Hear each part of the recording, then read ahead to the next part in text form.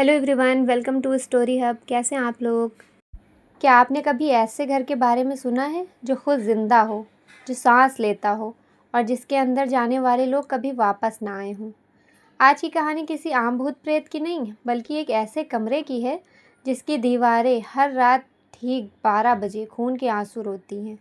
जो कोई भी उस कमरे में कदम रखता, वो खौफ की एक ऐसी दुनिया में चला जाता जहाँ से वापसी का कोई रास्ता नहीं था।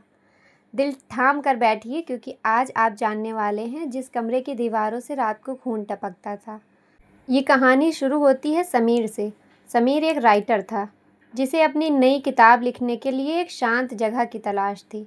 शहर की भीड़ भाड़ से दूर, शहर के बाहरी इलाके में एक बहुत पुराना बंगला बेहद कम किराए पर मिल गया। बंगला बड़ा था, लेकिन उसके चारों तरफ अजीब सी खामोशी पसरी हुई थी।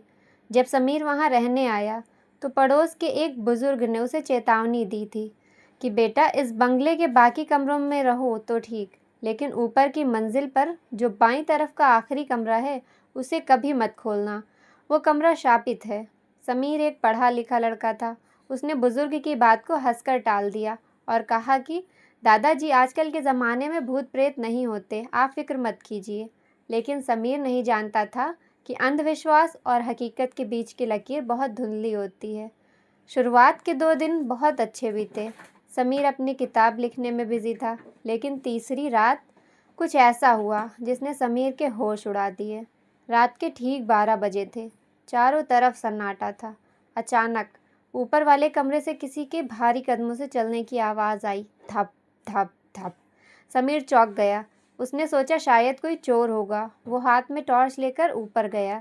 जैसे ही वो उस कमरे के पास पहुंचा, उसे हवा में एक अजीब सी बदबू महसूस हुई। ये सड़े हुए मांस और लोहे जैसी तीखी गंध थी, बिल्कुल ताज़ा खून जैसी गंध। समीर ने कांपते हाथों से कमरे का दरवाज़ा धक्का देकर खोला। अंदर गहरा अंधेरा था। उसने टॉर्च जलाई। कमरा बिल्कुल खाली था, लेकिन जैसे ही टॉर्च की रोशनी सामने दीवार पर पड़ी, समीर के पैर वहीं जम गए। दीवार के ऊपर से गाढ़ा लाल खून धीरे धीरे नीचे की तरफ टपक रहा था। ऐसा लग रहा था जैसे दीवार के पीछे कोई जिंदा इंसान है, जिसे बेरहमी से मारा गया हो। खून की बूंदें फर्श पर गिर रही थी। टप टप टप। समीर की चीख गले में ही फंस गई। वो डर के मारे पीछे हटा और भागकर नीचे अपने कमरे में आ गया। उसने पूरी रात जाग कर काटी। सुबह होते ही वो सबसे पहले उस कमरे में दोबारा गया। लेकिन सुबह जो नज़ारा था, उसने समीर के दिमाग को हिला कर रख दिया। दीवार बिल्कुल साफ थी। फर्श पर खून का एक कतरा भी नहीं था। समीर को लगा कि शायद ये उसका वहम था। ज़्यादा जागने की वजह से उसे कोई भ्रम हुआ था। उसने खुद को समझाया और डॉक्टर से मिलने का फैसला टाल दिया।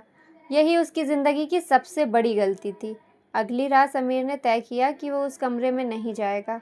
उसने नीचे वाले कमरे का दरवाज़ा अंदर से बंद कर लिया। लेकिन रात के 12 बजते ही वही गंध फिर से आने लगी। इस बार वो गंध ऊपर से नहीं, बल्कि समीर के अपने कमरे से आ रही थी। समीर ने जैसे ही ऊपर छत की तरफ देखा, उसके रोंगटे खड़े हो गए। ऊपर की छत पूरी तरह लाल हो चुकी थी और खून की बूंदें सीधा उसके चेहरे पर गिरने लगी। समीर ने घबराकर दरवाज़ा खोलने की कोशिश की, लेकिन दरवाज़ा जाम हो चुका था। तभी दीवार पर टपकते हुए खून से एक आकृति बन गई। एक औरत का चेहरा, जिसकी आंखें गायब थीं और वहाँ से भी खून बह रहा था। कमरे की दीवारें हिलने लगीं, जैसे वो समीर को निगल जाना चाहती हों। कानों को बहरा कर देने वाली चीखें गूंजने लगीं। मुझे न्याय चाहिए, मुझे यहाँ से निकालो। समीर समझ गया कि ये दीवारें कंक्रीट की नहीं, बल्कि किसी के दफन राज की गवाह हैं।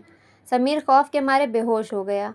अगले दिन जब पड़ोसियों ने समीर की कोई हलचल नहीं देखी, तो उन्होंने पुलिस को बुलाया। पुलिस ने जब ऊपर के कमरे का दरवाज़ा तोड़ा, तो समीर वहाँ बिल्कुल बेहोश हालत में मिला। वो पागल हो चुका था और बस एक ही बात बड़बड़ा रहा था कि दीवारें खून पीती हैं, दीवारें बोलती हैं। पुलिस ने जब शक के आधार पर उस कमरे की दीवार को तुड़वाया, तो जो सच सामने आया उसने सबके रोंगटे खड़े कर दिए। उस दीवार के अंदर आज से 20 साल पहले गायब हुई एक लड़की का कंकाल चुनवाया गया था। उस लड़की का बेरहमी से कत्ल करके उसकी लाश को दीवार में चुन दिया गया था और उसकी आत्मा हर रात अपनी मौजूदगी का एहसास कराने के लिए खून के आंसू रोती थी। समीर तो बच गया, लेकिन उसका मानसिक संतुलन हमेशा के लिए खो गया। वो बंगला आज भी वहीं खड़ा है और लोग कहते कि आज भी अगर कोई रात को वहां से गुजरता है, तो उसे उस बंद कमरे से खून टपकने की आवाज़ सुनाई देती है। अगर आपको ये कहानी अच्छी लगी तो वीडियो को लाइक करें, चैनल को सब्सक्राइब करें और कमेंट में बताएं कि क्या आप ऐसे कमरे में जाना चाहेंगे। Thank you for watching. Please subscribe कर दीजिएगा। मिलते हैं नेक्स्ट स्टोरी में।